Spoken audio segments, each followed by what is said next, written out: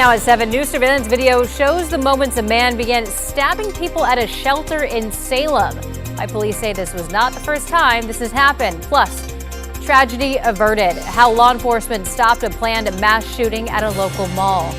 And we are live this morning at the Portland waterfront for Fleet Week. Ashley Grams is there with a look at where you can and can't boat. Sunrise streaming at 7 starts right now.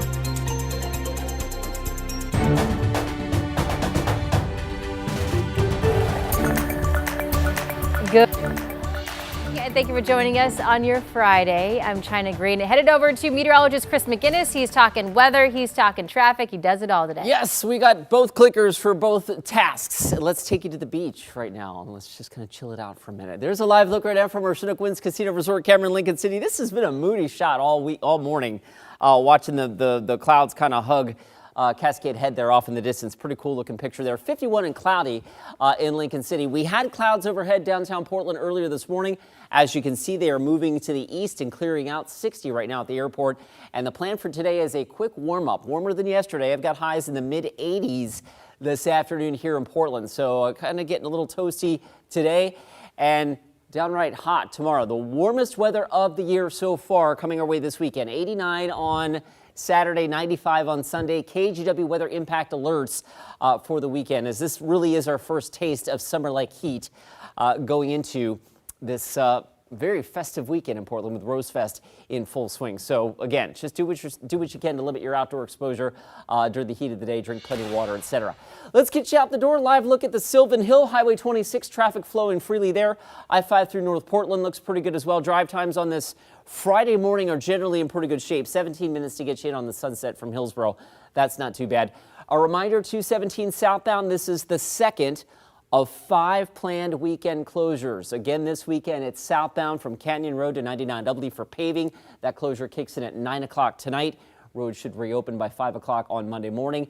And a big one on the east side, Interstate 84. This is a Sunday closure from midnight to 4 p.m., a 16-hour closure of westbound I-84, the Banfield from I-205 to I-5. China, your best bet to get around this, probably Sandy Boulevard for now. We'll keep you posted. Thank you, Chris. Your time now is 7:02, and KGW has obtained exclusive security camera video showing the beginning of an attack that left 12 people injured at a shelter in Salem. Now, the video appears to contradict what the suspect told police, that he acted in self-defense. And we do want to warn you, while we have edited and blurred some of these images, it is pretty difficult to watch here. Investigative reporter Kyla Boshi has the update. Sunday, June 1st, 7:20 p.m. Surveillance video from inside the Union Gospel Mission in Salem shows the suspect, Tony Williams, drop his bag and take several swings at another man. He then turns to someone trying to intervene and lunges at them with the knife. Another man tries to calm the suspect when he too is stabbed repeatedly before falling to the ground. Williams continues to stab him even as the man gets up. The suspect then runs away, leaving behind a bloody crime scene and several victims suffering serious stab wounds. Outside the shelter, police say Williams stabbed others. In all, 12 people were injured. Officers arrested Williams nearby and say they recovered an 8-inch knife. He's charged with attempted murder and assault. Court records show the 42-year-old has a history of mental health issues and violence, including at least 3 prior cases in Deschutes County involving knives. Following his arrest in 2016, Williams was sent to the Oregon State Hospital for treatment after a mental health expert found him unfit to proceed. Over the next 9 years, he'd be in and out of mental health programs between arrest and jail, a cycle that continued Sunday, following his arrest for a stabbing spree at a homeless shelter. Kyle Aboshi, KGW News. We now know the identities of the 2 people killed at a home in Battle Ground this weekend. The Clark County Medical Examiner Office says that they are Tiffany Vela and Spencer Jones, both 37 years old. 40-year-old Evaristo Jr. Vela is accused of stabbing them both. Court documents say Jr. and Tiffany were married but separated. The other victim, Jones, was a former partner of Tiffany's that had recently moved in with her. We talked to Jones's uncle, who says he's struggling to make sense of what happened. Evil won again, right? What the hell, you know? What's the point? And what did you solve? Made the world a little darker. Thanks a lot, you know? Court documents state that after stabbing the victims, Junior stabbed himself. He's still in the hospital under intensive medical care. In the meantime, in central Washington, investigators believe the father accused of killing his 3 young daughters may be traveling near the Pacific Crest Trail in an area known as the Enchantment. So authorities shut down the campgrounds and trails in the area as they continue searching for Travis Decker. There is now a $20,000 reward for information that leads to his arrest. In the meantime, donations have been pouring in for the mother of the girls. A GoFundMe to help her pay for the expenses has now raised more than $1 million.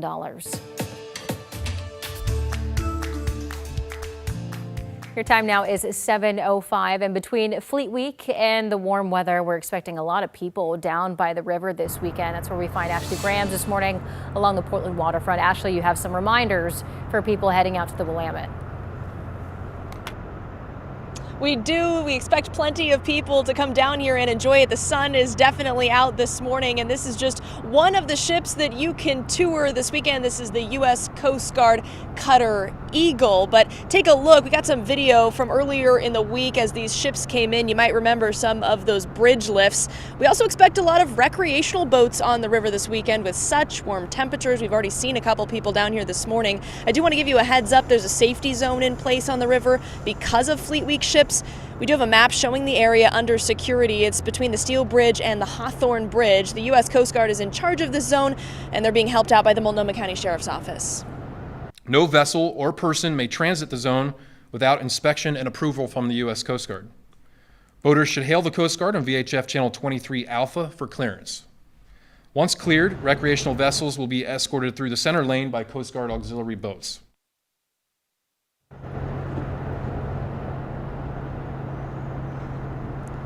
And if you're wondering about kayaks and paddle boards, don't worry. You're able to move freely through the zone without radioing ahead, but you'll have to stay off to one side, the eastern side. The Coast Guard says if you don't abide by these rules, there are civil and criminal penalties. But my goodness, what a nice morning already. And if you've been listening to Chris's forecast, you know we have a chance to reach 90 degrees this weekend. The Multnomah County Sheriff says when things reach 90, they often see a lot more people down here enjoying the river. China. Ashley, thank you. A reminder, if you would like to tour the ships this week, you'll need a real ID and closed-toed shoes. There will also be a security checkpoint. Most of the tours on board will run from 10 a.m. to 4 p.m. all weekend long. We do have a list of all 8 vessels and other details online at our website, KGW.com. Just so you know, the Coast Guard also doing live search and rescue demonstrations featuring a helicopter from Air Station and Astoria. You can catch that tonight at 7:30 and on Saturday and Sunday at 2 p.m. All right, your time now is 7:08. Look at these little cuties. These cheetahs, I think there's 5 of them. Yeah, little 5 guys over there. They were born last month at the St. Louis Zoo. The zoo posted this video on X. The cub's mom is named Cora, so the group is known as Coraquints. They're the first litter of cheetah cubs born at the zoo in more than 7 years, and the cubs will make their public debut later this year when they reach the age when, cheetah cubs would naturally leave the den. But they are absolutely adorable. We're giving you some cuteness in, the news that's not always great. Yeah. Weather that might be too hot for you. So there you go. Some folks, yes. And that is actually a bit of a serious note as we go into the weekend. This is for sure the warmest weather that we've experienced this year, coinciding with Grand Floral Parade. Sometimes it's rainy for Grand Floral Parade. So from that perspective, we got that going for us. It will be sunny, but be prepared as parade time temperatures will be warming through the 70s into the low 80s and continuing on from there. So we do have weather impact alerts for Saturday, Sunday, and Monday for moderate heat risk in the afternoon, especially Sunday and Monday. And again, because this is our first, travel, our first foray into the real heat of summer here, and it's not even summer yet. Just be prepared. Stay hydrated. Maybe don't overexert yourself during the heat of the day because it is going to be quite hot, especially Sunday and Monday. And to further illustrate that, I wanted to bring this up. This is the NBN. This is the National Blend of Models. It's a composite of all kinds of model data, and you can geek out on it all you want, and I do. But here's the thing. 25 to 75% model range here, called the IQR, if you will. Mid to upper 90s is a pretty good bet. Not only Sunday, but fast forward into Monday as well. The range, once again, 95 to 99. So Hot stuff for the weekend for sure. That said, it's cool and comfortable at the beach right now. There's a live look from the Chinook Winds Casino Resort camera in Lincoln City. 51, the sun is back out over the Rose City. It's 60 right now, and we are on our way to a warmer daytime high today of 85. And then, as we mentioned, we warm it up a little bit more. Maybe not just quite 90 degrees on Saturday, but close to it. And then mid-90s likely now on Sunday and Monday. By the way, the records are 94 Sunday and 95 Monday. Those were both set back in 1955 and both obviously in jeopardy this weekend. It's a short-lived shot of heat as we bring back some very comfortable stuff next week and probably even next weekend. Okay, let's get you out the door with a look at the roads. We'll pick it up on the west side. Zoom in into Highway 26, riding the brake a little bit coming down the hill from Sylvan. Not at Sylvan per se, but as you get right up on the tunnel, the speed's down to about 20 miles an hour or so. And that's not all that unusual for this hour of a Friday morning drive. The sun right in the driver's eye, right? I-5 through North Portland, traffic zipping along just fine. Door number 3 takes us over to 217. Bright, sunny, and traffic zipping along just fine. You can see we're at a speed limit clip here across the freeway system. A reminder, 217 southbound closes overnight tonight through 5 o'clock on Monday morning. That's for paving between Canyon Road and 99W and I-84 westbound. That closes overnight Sunday. So basically a 16-hour closure on Sunday from midnight to 4 p.m. from I-205 to I-5. China? Thank you, Chris.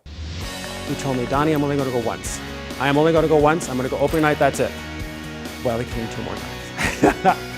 And still to come on Sunrise, the comeback performance honoring the life of the iconic Darcelle. But before we head to break, we want to let you know that KGW teaming up with Safeway and Albertsons again this year to bag summer hunger. So when schools close for the summer, students, they lose the access to daily meals, and that puts some local kids at risk of food insecurity. So you can make a difference by donating cash or purchasing pre-filled bags of groceries at Safeway and Albertsons stores.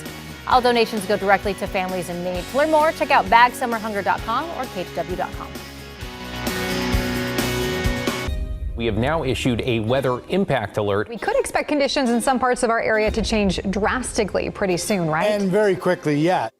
This is significant rainfall coming our way. You'll definitely want to be extra cautious. Certainly becoming increasingly hazardous. We've got the potential for some tree limbs or even trees or power lines to come down. Of course, when you hear thunder, it's always best to take cover. On Weather Impact Alert Days, stream extended coverage on KGW+.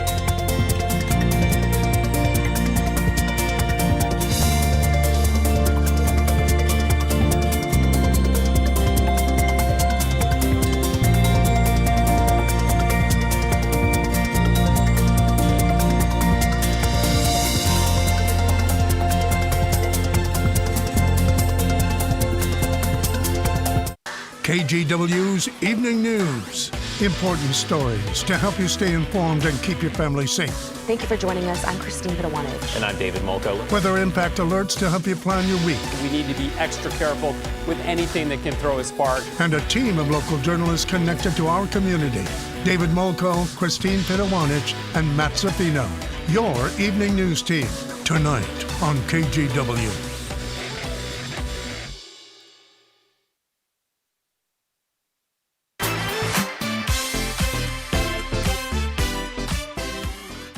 It's Pride Month, and just in time, a musical showcasing the life of Portland's iconic drag queen and entertainer Darcelle is back. The musical, called Darcelle, That's No Lady, showcases not only the journey of Darcelle, but Walter Cole. Celine Stevens has a story. First time I ever met him, I walked down the street and somebody passed me. He had big bejeweled glasses, had rings, and had big jewelry, but he was in a man's outfit. And I'm going, this doesn't make sense. Donnie Horn is talking about his friend, Walter Cole. And so I stopped and I said, hi, and he goes, hi. And he introduced himself. I didn't know what else to say, so I said, okay, bye, and I walked away. Walter, better known to many as Darcelle. Because everybody knew him as Darcelle. They didn't really know Walter, how he got to get the business going, the struggles, and how he met his partner. Walter was a man with a wife and kids. It took about a year for him to understand what to do, how to leave his wife, how to keep the tavern going, and also this drag thing. Portrayed in the 2019 musical showcasing his life, written by Donnie, Walter was introduced to the world of drag by Tina Sandell, a drag queen at the time. And Tina said, you should do this. You're a wannabe. Now, Walter's, again, married with 2 kids. But he also thought, why not? Why not have fun? Walter went on to meet his partner, Rock Newhart, whose drag name was Roxy. When I call it a privilege to be able to embody this person, it truly is, because it was Darcelle and Roxy as 2 landmarks of Portland queer culture. The musical wasn't something Walter was originally excited about. He told me, Donnie, I'm only going to go once. I am only going to go once. I'm going to go opening night, that's it. Well, he came 2 more times. So yes, he was very, very proud. That performance wasn't only important to Donnie and Walter, but to the cast as well. It probably was my first drag role, but this intrigued me because A, it was someone that was still living, which puts a little pressure on. Kevin Loomis is coming back for the 2nd time to play Darcelle. But just because it's the 2nd time, he says it doesn't make it any less daunting. The difference especially felt without the real Darcelle in the audience. I remember opening night, afterwards he had like tears in his eyes. It's like, okay, I think I did all right. It's a wonderful homage, but it's going to be bittersweet. I mean, I'm going to miss having him out there.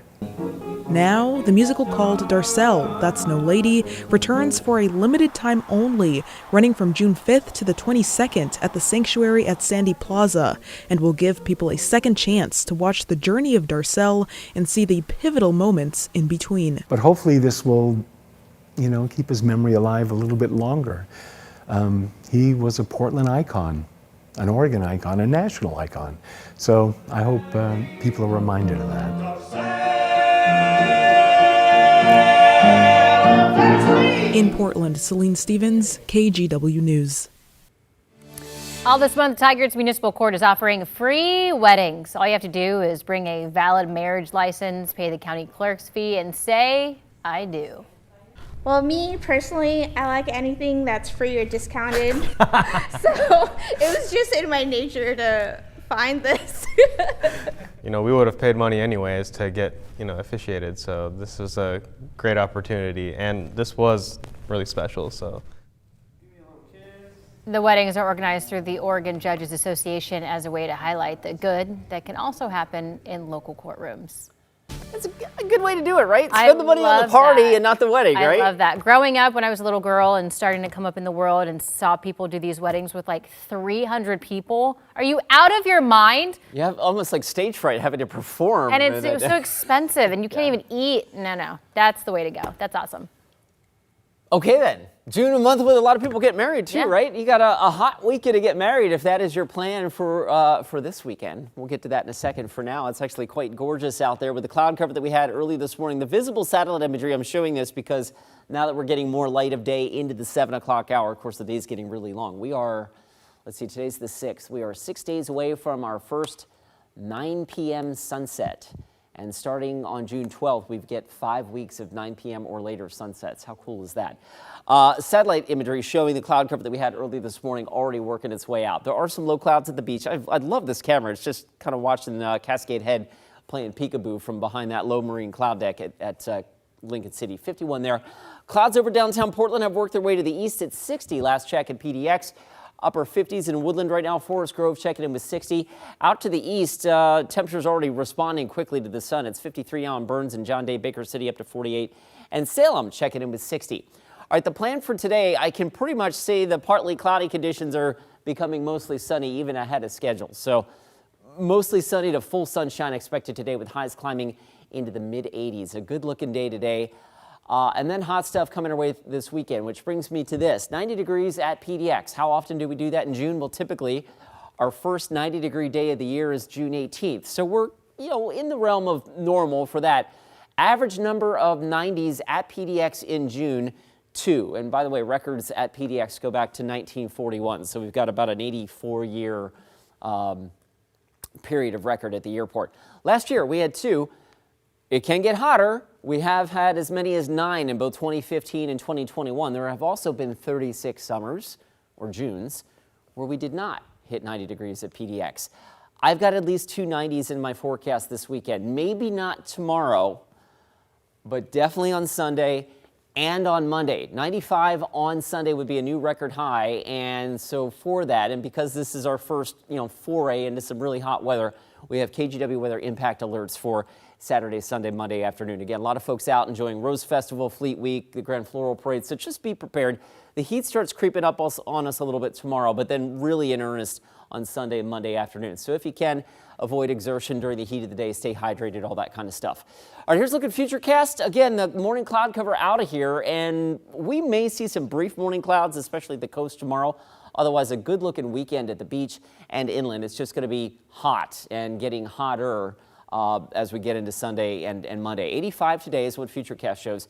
Futurecast keeps us just below the 90-degree mark on Saturday, but not much. I mean, it's splitting hairs, right? And then as we fast forward into Sunday, mid-90s and so forth and so on. So a hot stretch of weather coming our way heading into the weekend, and that is why we have 3 days of KGW weather impact alerts. Beyond that, this hot weather is short-lived, and there are no signs that the weather beyond the range of my 7-day forecast is going to be overly warm. So comfortable stuff back in the forecast for the middle of next week.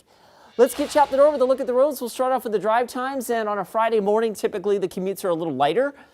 Case in point, there we go. We're pretty close to a speed limit clip across the freeway system. There's Highway 26 at the Sylvan Hill. Again, drivers coming down the hill have the sun right in their eyes, so some sunshine slowdowns there, but not bad.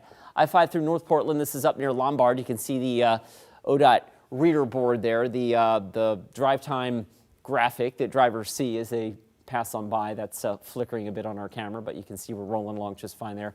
217 looks good as well.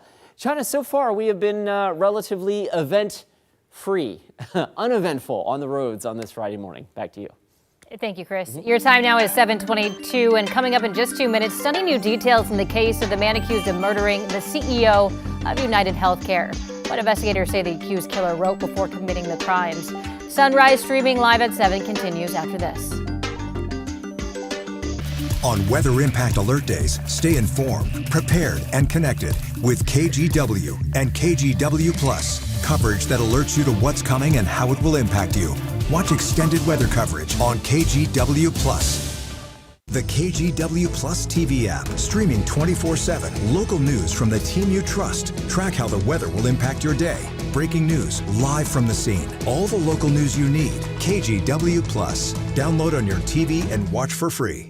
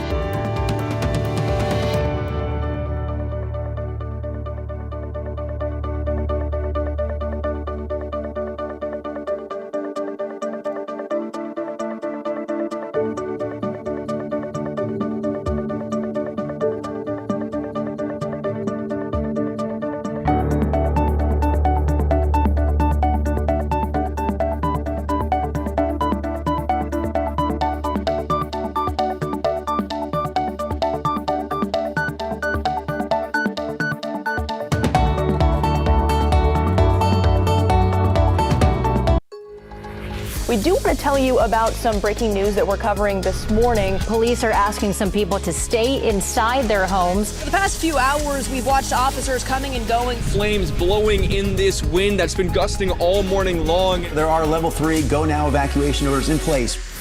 New information that we just got from Portland police. There is no danger to the public. We'll keep you updated as we learn more. Stream extended coverage right here on KGW Plus.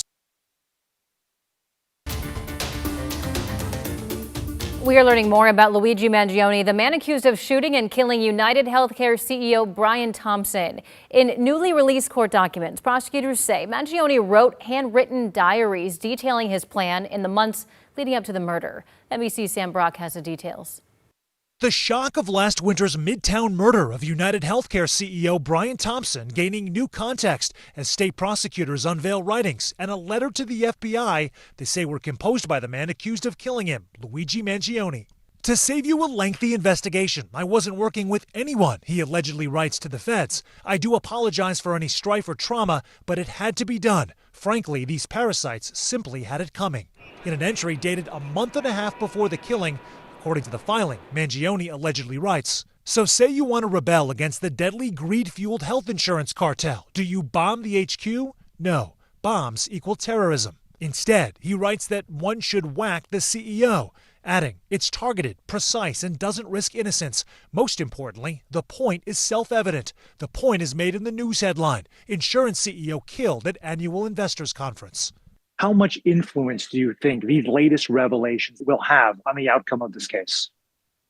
It's absolutely a win for the prosecution. They were handed something that will give an avenue that they will be able to pursue to secure potentially a top count conviction for terrorism on that murder charge. In another motion earlier this week, the defense claiming that authorities have already prejudiced Mr. Mangione in the media more than virtually any defendant in recent memory. No comment tonight from United Healthcare and Mangione's legal team. Sam Brock, NBC News. Coming up in our next half hour of Sunrise, a teen arrested after the FBI says he planned a mass shooting at a local mall. What police say they found in his house. Plus, the price for parking going up in the city of Portland. What people can expect to pay for a trip to the city in less than a month. Sunrise streaming at 7 continues after this. KGW Plus TV app, streaming 24/7. Local news from the team you trust. Track how the weather will impact your day. Breaking news live from the scene. All the local news you need. KGW Plus. Download on your TV and watch for free. On Weather Impact Alert Days, stay informed, prepared, and connected with KGW and KGW Plus. Coverage that alerts you to what's coming and how it will impact you. Watch extended weather coverage on KGW Plus.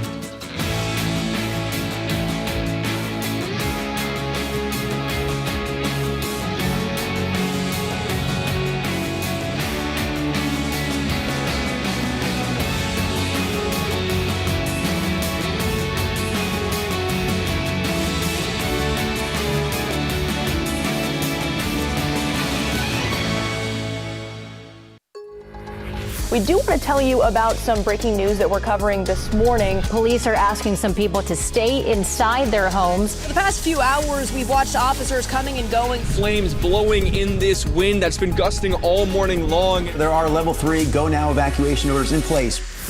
New information that we just got from Portland police. There is no danger to the public. We'll keep you updated as we learn more. Stream extended coverage right here on KGW.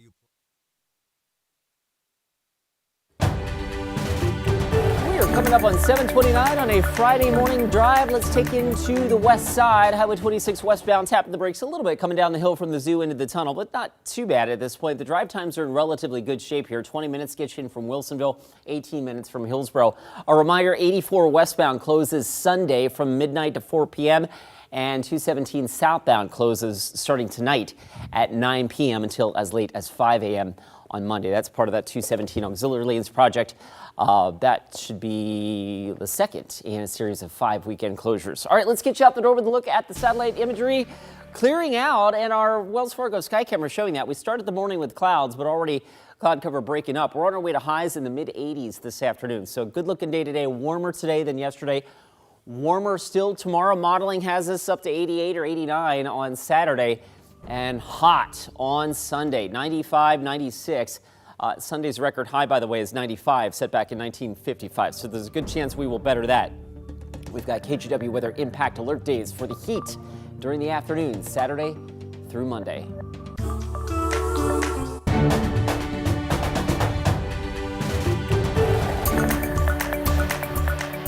Good morning. Your time now is 7:30. We are taking a live look at the Portland waterfront where many boats are coming in for Fleet Week. Look at that beauty right there. Very interesting. And you can board them. You can. It's tours all weekend long. Just a reminder, if you do board them, you do need a real ID and you need to have closed-toed shoes. So I know it's hot out there. Chris is going to talk about that in a second, but you have to have those closed-toed and some shoes. water too. You're going to be out there waiting on Saturday and Sunday afternoons. Just be prepared that it's going to be warm. It's going to be sunny. You're going to want to try to limit your exposure and obviously have some water. So just be aware of that. We are going into a hot weekend, but gorgeous out there this morning. And as we give you the look from, well, this is our satellite imagery, visible satellite imagery showing the little cloud cover that we had over downtown, and much of Southwest Washington and Northwest Oregon has kicked out this morning. That said, now that the sun's getting a little higher, the visible satellite imagery does a nice job of picking up the low marine cloud deck that is hugging the north coast and up the mouth of the Columbia River. It's working its way on up towards the Kelso Longview area, Rainier area this morning. You can see right about where my finger is there above the R in Portland. The rest of us, though, starting to clear out. So good looking day today, 60 right now at the airport. And the plan for today has temperatures quickly climbing into the low to mid 70s by lunchtime and are on our way into the mid 80s this afternoon. So today will be warmer than yesterday, and then we get close to 90 on Saturday and then well into the 90s on Sunday and Monday. We'll check out that part of your forecast in just a few minutes. Let's get you out the door though with a quick look at the roads this morning, and I'll start off with this, a headline for this weekend. 84 westbound closes overnight Saturday night. So let's call this Sunday, actually, from midnight Sunday, 12 a.m. Sunday to 4 p.m. That's a 16-hour closure of the Banfield from I-205 to I-5. So that's the westbound commute. If you have to travel that, especially on Sunday afternoon, maybe you want to use Sandy Boulevard instead, as that 84 freeway will be closed. All right, let's get back to the actual drive right now, and I want to zoom in on our traffic map, or not the traffic map, but the traffic on the west side. This is Highway 26. Coming down the hill from the zoo into the tunnel. We've got some brake tapping there, but again, not too bad.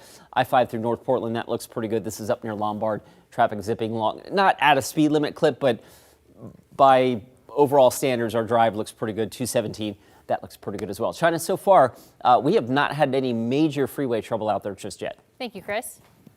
The FBI prevented what it's calling an imminent plan for a mass shooting at the Three Rivers Mall in Kelso. Authorities say the suspect is a teenager from Columbia County. And a warning here, some of the details are disturbing. Federal agents say that they arrested the teen on May 22nd. They say the suspect had posted in an online chat just days earlier about detailed plans to detonate an IED, then open fire on shoppers as they run for exits. Authorities say that they also seized 3 guns, ammunition, and 4 knives from the teen's home.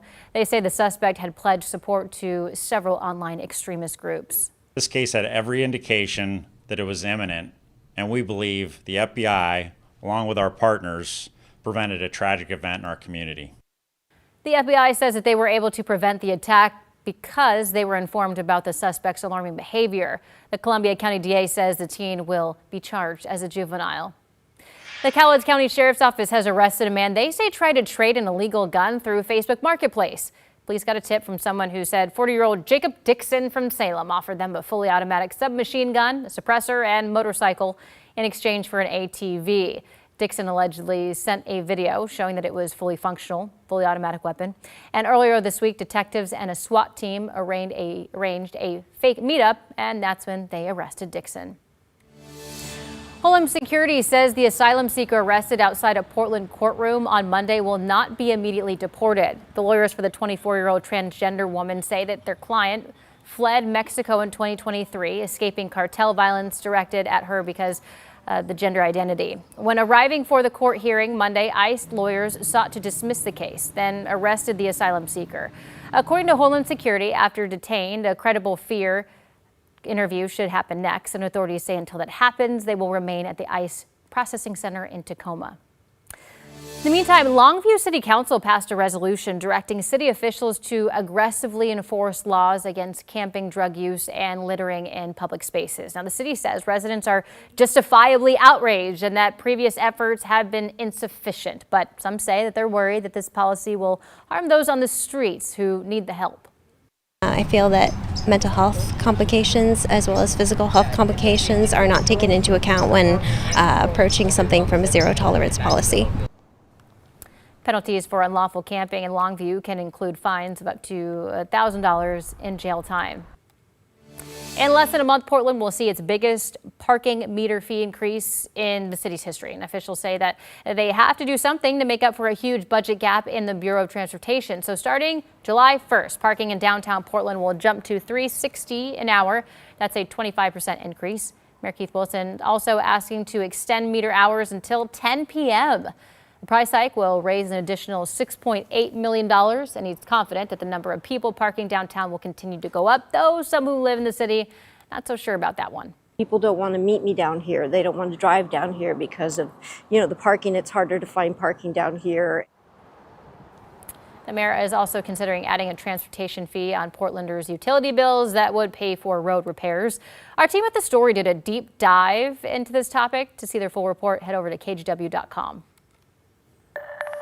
It's a great time to be in Canada Beach because as the temperatures warm up in Portland and the Gorge, come on out to the beach. It's a great time there.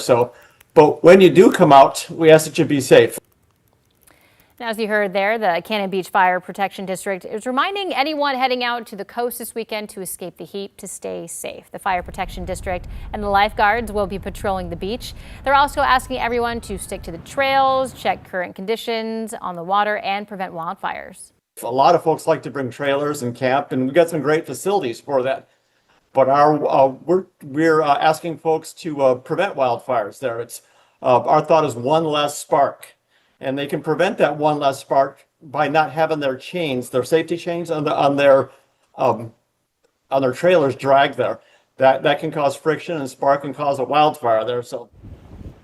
Another big thing that they want people to be aware of is rip currents. They say to be cautious of where you're swimming, and if you need to move, a lifeguard will come up to you and give you a friendly message to go somewhere safer.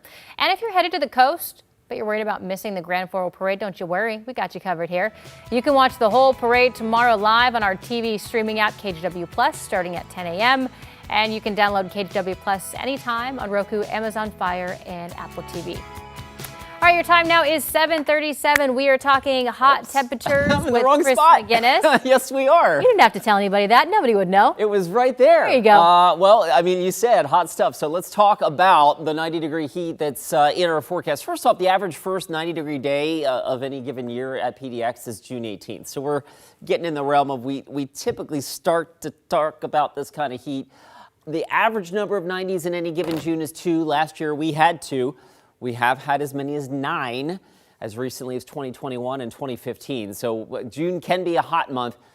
I will tell you this, just looking at the extended models, this looks like 2 days of some pretty high heat and then we get a break. So happy to tell you that. But that said, this is our first foray into really warm weather. So for everybody outdoors this weekend, out at the Grand Floral Parade, and if you're maybe hoping to get on a ship, you've got to wait in line out along the waterfront. Just be prepared for that moderate PM heat risk, especially Sunday and Monday. Don't overexert yourself in the heat. Do what you can to stay hydrated. Here's the air mass tracker. This is Saturday. Big ridge of high pressure off the northwest coast, and that traverses eastward and basically is parked right over us on Sunday. So Sunday is probably the hottest day of this 3-day stretch, but even Monday looks pretty warm. And then, whoop, cooler air comes in for the remainder of the run of this model, which takes it out a good 10 days. So the point is that, again, this is a short little heat spike, but a spike nonetheless. Up near close to 90 degrees tomorrow. That's my forecast. 89 on Saturday.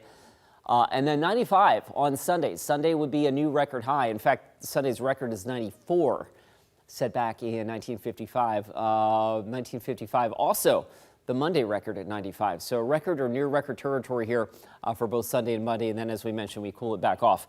Back into the Goldilocks zone, where most of us like it, in the 70s and 80s for the remainder of the 7-day forecast. All right, let's get you let's try that again. Out the door. Talking too fast here. Let's slow it down. Let's chill out on a Friday morning. And a lot of folks are doing just that because the freeway volume is a little bit lighter out there. We are rolling along just fine on 217 as we are I-5 north of town as well. The southbound I-5 commute actually looks pretty good. Tapping the brakes a little bit coming down the hill from the zoo into the tunnel. But again, drive times this morning are in good shape.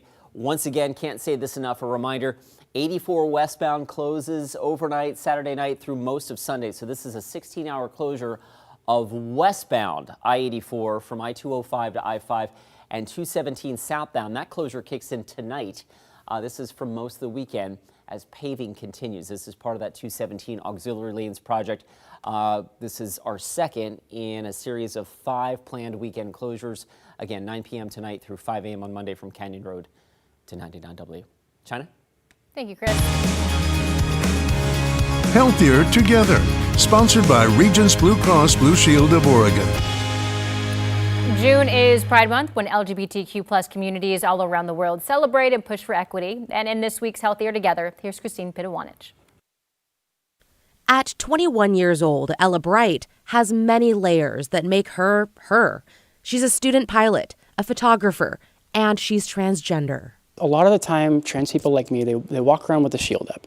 She says many trans people are constantly ready to face bigotry and possible violence. It's exhausting and scary, which is why Bright says allyship is so important. The second that you allow them to put their shield down through your actions, it immediately just takes all the weight off their shoulders. So what is being a good ally?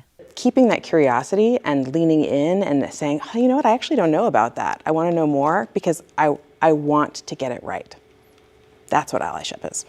You know, hearing the jokes in the break room and saying, that's not funny, just like you would for a racist joke. Same difference. Mackenzie Dunham is the owner and founder of Wild Heart Society, a group mental health practice in Vancouver serving LGBTQ plus kids and families. She says being an ally and providing a safe place for trans people and others reduces rates of suicide, which are high in the transgender community. In marginalized communities, you feel the oppression sort of woven through your daily everything, and the only thing worse than feeling like an oppressed person is feeling it alone. Just engaging people in conversation to humanize, to normalize, I think is one of the most important things. Sundara Lithman is a therapist who is transgender. She says anyone demonstrating their allyship has a huge impact. For Bright, being an ally is simple. It's curiosity, it's respect, and it's kindness. It's just the golden rules of being a good person. It makes all the difference in the world. The people I spoke to say, like everyone else, they're going to work every day, taking care of their families, paying the bills. So Mackenzie Dunham with the Wild Heart Society says when we hear things about a marginalized group like the transgender community, take a moment, think critically, and keep in mind the misinformation that's out there. Christine Pitawanich, KGW News. And to learn more and watch all of our Healthier Together stories, visit kgw.com/healthiertogether. Seeing them with our own eyes is incredible, really great. Fans from all over the world are coming to Astoria this weekend to celebrate the Goonies. It's been 40 years since the movie came out, so you can join in on the fun coming up on Sunrise, streaming at 7. KGW's Evening News. Important stories to help you stay informed and keep your family safe. Thank you for joining us. I'm Christine Pitawanich. And I'm David Molko. Weather impact alerts to help you plan your week. We need to be extra careful with anything that can throw a spark. And a team of local journalists connected to our community. David Molko, Christine Pitawanich, and Matt Zaffino. Your Evening News team, tonight on KGW.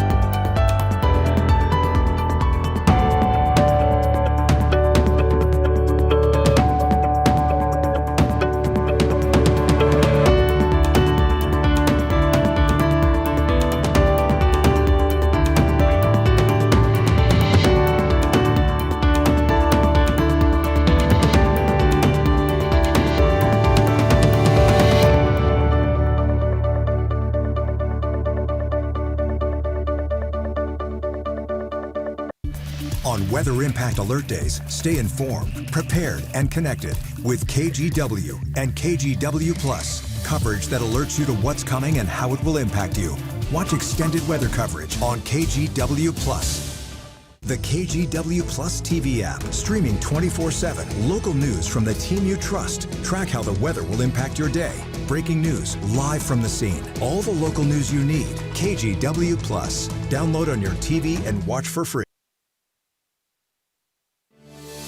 When we saw it was the 40th, we were like, this is a great excuse to come here to see the house. If you're a diehard Goonies fan, this weekend is for you. It's been 40 years since the fan favorite movie premiered, and Astoria has some fun celebrations planned to mark the anniversary. So fans from all over are flocking to Astoria to remember the classic movie. And our Devin Haskins takes us right outside the iconic Goonies house.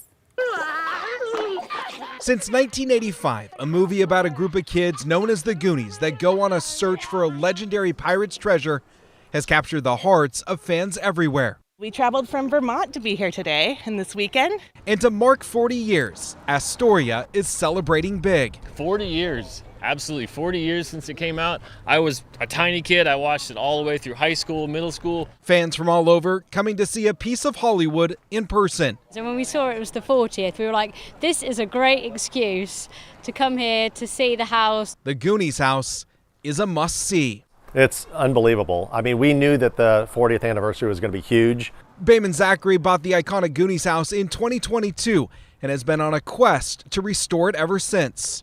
Goonies was such a big movie for our generation that we wanted to continue to embrace it and kind of keep the magic alive. Once off limit to fans, it's now a treasure to find on any Goonie map. Seeing them with our own eyes is incredible. Really great. And if you're lucky, you might even see the Rube Goldberg machine in action. If you do the truffle shuffle, and we run the Rube Goldberg, maybe somebody gets lucky enough to get past the fence, but not everybody. So yeah, these are the working jail cells. The house is just one of the many stops for film buffs to see during the city's 4-day celebration. The Old County Jail is where Jake Fratelli made his slippery escape. This was actually the breakout scene from the very beginning. The bad guys, the Fratellis, bust out. But this was our working jail from 1914 through 1976. So whether you've got a Goonies heart or just want to relive some 80s cinemagic, head on down to the Goondocks. And just remember, Goonies never say die! Devin Haskins, KGW News. By the way, if you follow Bayman Zachary's social media, he's been hiding specialized coins around town and giving out clues to where they are. So you can also see the movie in Astoria Theater tomorrow and pick up a map, a treasure map, to maybe find some of those coins. Maybe find your way to some good pizza and beer at Fort George Brewery. That's a good spot to visit, by the way, in Astoria while you're there. Yeah, the upper deck does the pizza, and you've got this great view down on the Columbia and the cross, and you can see the Megler Bridge. Oh, it's great. And then there's Bowie that's right down there on the... all the things. All the things. So Astoria's a great beach town. Okay. And another reason to go there, aside from the fact that it's also going to be quite warm this weekend here in Portland. I'm not sure if we've got this or not. We've got a cool time lapse of the cloud cover that came in this morning, and then the cloud cover that is cleared out. There it is. This is from our Wells Fargo sky camera. If you missed sunrise, don't worry. We all did, because it was obscured with that cloud deck that swept in. This is sped up over 2 hours, but just as fast as the clouds moved in, they have moved out. And our visible satellite imagery confirms that high cloud cover now moving across the state of Oregon and Washington. In the wake of that, what is kind of interesting to see, speaking of Astoria, is that the low marine cloud deck has now pushed in and kind of enveloped the north coast, and it's creeping up northward along the Columbia River here, upwards or getting close to Longview and Kelso. So north coast, South Washington coast, and beach communities here starting to feel that onshore push just a little bit this morning. That will relax later today. Downtown Portland, though, we are back into bright sunshine. 60 last check at the airport. And the plan for today, mid-70s or better by lunchtime. Full sunshine this afternoon with a bit of a northwest breeze kicking in as well. And daytime highs getting into the mid-80s. Speaking of the clouds and the marine layer, I've got another time lapse rolling on this, and I'll bring this to you at noon.